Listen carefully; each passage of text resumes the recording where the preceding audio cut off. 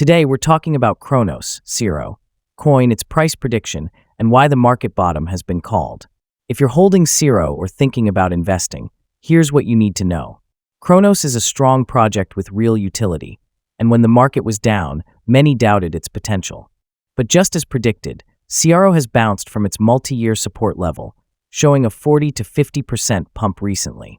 Right now, the market cap is $2.77 billion, and trading volume has skyrocketed from $30 million to $354 million, a 10x increase, signaling strong demand.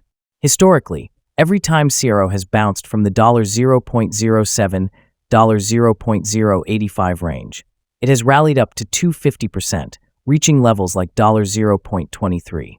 So what's next?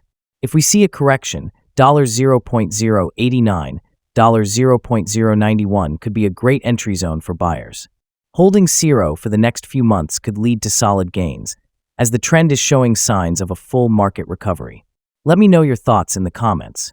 Don't forget to like and subscribe for more crypto updates.